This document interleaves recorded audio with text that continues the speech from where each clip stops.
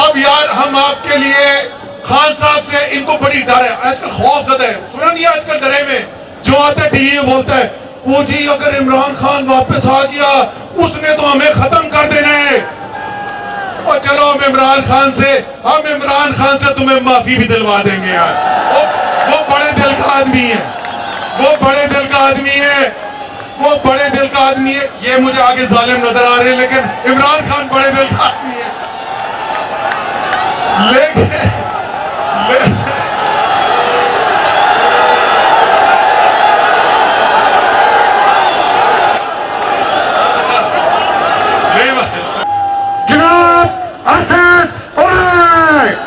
बिस्मिल्लाहिर्रहमानिर्रहीम, अस्सलाम वालेकुम लाहौर।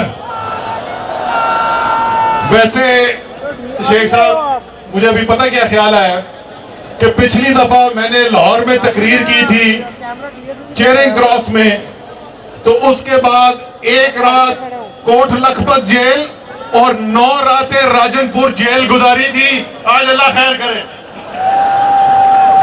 लेकिन जिस मकसद के लिए कोट लखपत और राजनपुर जेल गए, 10 रातें गुजारी, अगर अल्लाह ताला उस मकसद में कामयाबी देता है तो 10 क्या 100 रातें भी गुजारने के लिए तैयार है।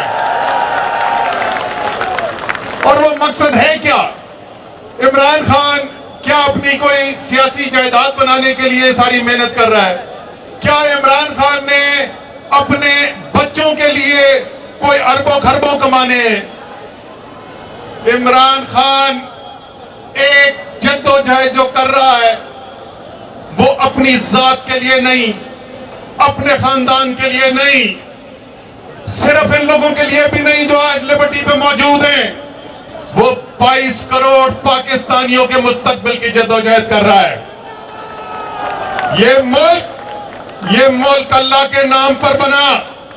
हमारा आईन ये कहता है कि इस मुल्क पर हकमियत अल्लाह की है, लेकिन जमीन पर जो फैसले होने हैं वो इस मुल्क की अवाम ने करने हैं। ये 22 करोड़ का मुल्क है, इस मुल्क के फैसले 22 करोड़ ने करने हैं। किसी बंद कमरे के अंदर कोई ताकतवर लोग, ताकतवर तबके बैठ के इस कौम के फैसले नहीं कर सकते। इसलिए ये सारी जद्दोजहद हो रही है। क्यों बार बार हम कहते हैं इलेक्शन कराओ, इलेक्शन कराओ? वो ज़ियाउल मरहूम पूछा करते थे ये जमहूरियत का जन्नत का मेवा है।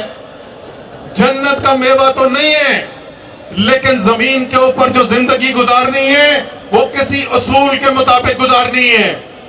पाकिस्तान एक आइन के मुताबिक चलता है। वो आइन पाकिस्तान के 22 करोड़ नुमाइंदे मिलकर बनाते हैं। कोई शख्स चाहे वो कितना भी ताकतवर हो, ये फैसले नहीं कर सकता कि मैं इस आइन से बालातर होकर अपनी मर्जी जो है उसके फैसले करूंगा। और आजकल जो जंग चल रही है वो जंग चली सिर्फ चीज के ऊपर चाहिए कि क्या फैसले 22 करोड़ करेंगे, क्या फैसले पाकिस्तान के अवाम करेंगे, या फैसले बंद कमरों में होंगे? क्या फैसले लंदन और अमेरिका में होंगे और मुसल्लत पाकिस्तान में होंगे, या फैसले लाहौर में होंगे, पिंडी में होंगे, सरगोदा में होंगे, चरसदा में होंगे, शिकारपुर में होंगे, कराची में होंगे, कोयटा में होंगे? कोई बात का फैसला मुसल्लत नहीं हो।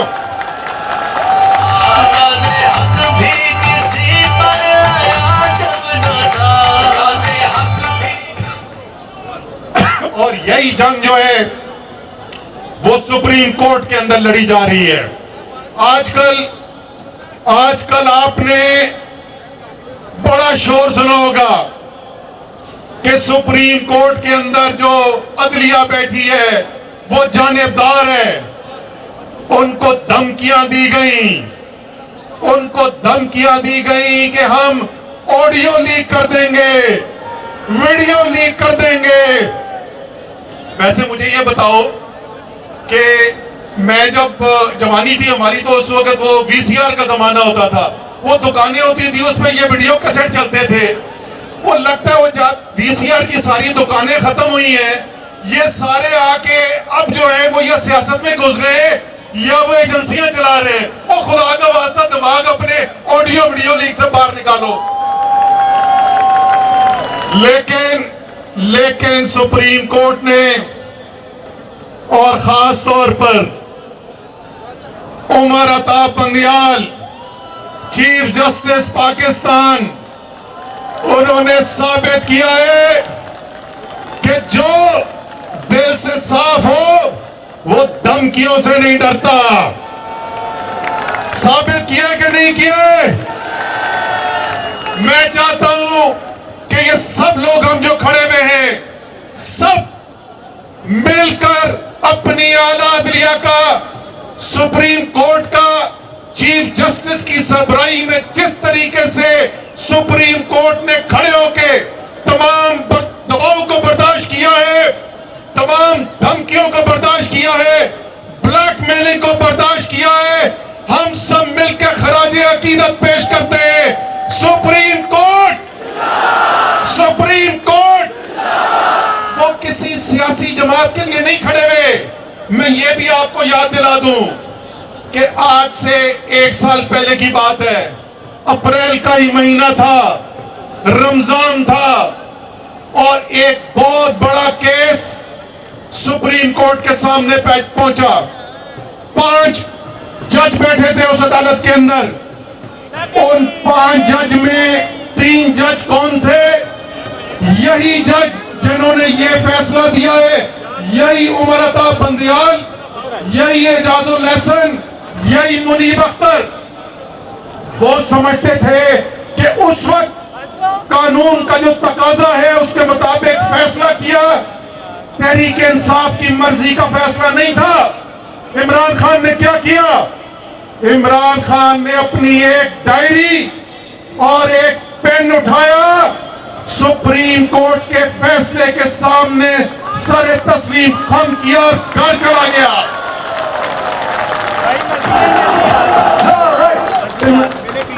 इमरान खान घर चला गया, लेकिन अल्लाह ताला खुश रखे आप सबको। अगले दिन जो पाकिस्तान ने मंजर देखे, सारे पाकिस्तान में थे, हर शहर में नजर आए, और जिस तरीके से लिबर्टी में उस दिन लाहौर निकला, पाकिस्तान ने दुनिया को पैगाम भेजा। ये जिंदा कौम है, ये मरी हुई कौम नहीं है, ये डरने वाली कौम नहीं है। उसके बाद क्या क्या जबर नहीं इन्होंने कर लिया।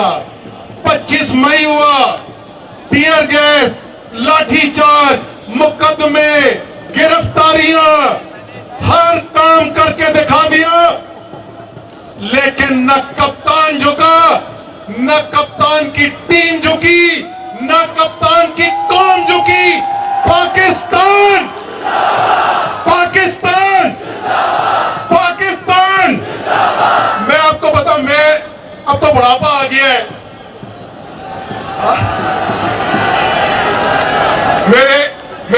मेरे बच्चों की शादियां हो गई हैं, अब मैं पोते पोतियों का इंतजार कर रहा हूं। लेकिन मैं आपको बता सकता हूं, मैं चले ये भी बता दूं, मैं 3 नस्ल से फौजी खानदान से हूं। हमें हमेशा अपने मुल्क के ऊपर फख्र रहा है, लेकिन जितना पिछले 12 महीने में मैंने पाकिस्तान के ऊपर फख्र किया है, इतना फख्र मैंने जिंदगी में नहीं किया, क्योंकि ये 22 करोड़ जो है ये गैरतमंद है, दलेर है, ये न डरते हैं न झुकते हैं। इसलिए मैं कहता हूं, आपके लिए कहता हूं, पाकिस्तान पाकिस्तान। अब तुमने 12 महीने जबर करके देख लिया, मुकदमे बनाकर देख लिए, धमकियां देकर देख ली, सुप्रीम कोर्ट को डराकर देख लिया। ये कौम अब पीछे हटने वाली नहीं है, अभी भी वक्त है, होश के नाखून करो। अच्छी खबर आपको बता दूं, अच्छी खबर सुनोगे? आज इनके तमाम बयानात के बावजूद, काबीना की धमकियों के बावजूद इलेक्शन कमीशन ने भी ऐलान किया है कि सुप्रीम कोर्ट के फैसले पर मनोअंग अमल किया जाएगा। आपकी आपकी आपकी परेशानी को हम समझते हैं, इनकी परेशानी को हम समझते हैं। इन्हों दे वोटर नस गए जे। अब यार हम आपके लिए खान साहब से, इनको बड़ी डर है आजकल, खौफ ज़्यादा है। सुना नहीं आजकल डरे में जो आता है टीवी में बोलता है, वो जी अगर इमरान खान वापस आ गया उसने तो हमें खत्म कर देना है। और चलो हम इमरान खान से तुम्हें माफी भी दिलवा देंगे यार। वो बड़े दिल का आदमी है, वो बड़े दिल का आदमी है, वो बड़े दिल का आदमी है। ये मुझे आगे जालिम नजर आ रहे हैं, लेकिन इमरान खान बड़े दिल का आदमी है। लेकिन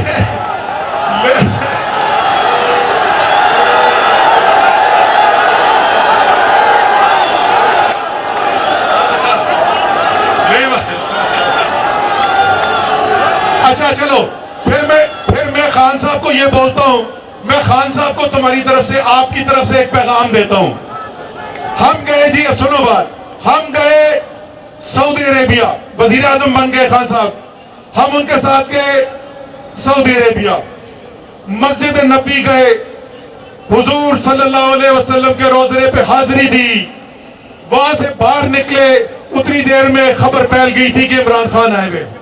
अब जब हम बाहर निकले तो इधर से लोगों की लाइन लगी हुई और इमरान खान जिंदाबाद, पाकिस्तान जिंदाबाद के नारे लग रहे। इन दो बातों के अलावा सिर्फ एक बात सुनने को मिल रही थी, खान साहब चोरा नहीं छड़ना।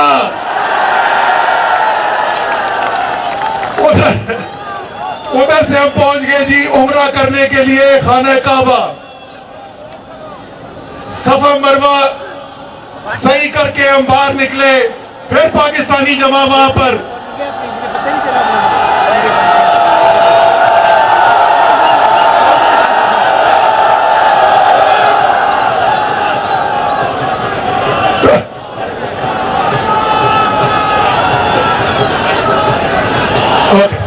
अच्छा जी, अब मैं बात खत्म करने वाला हूं।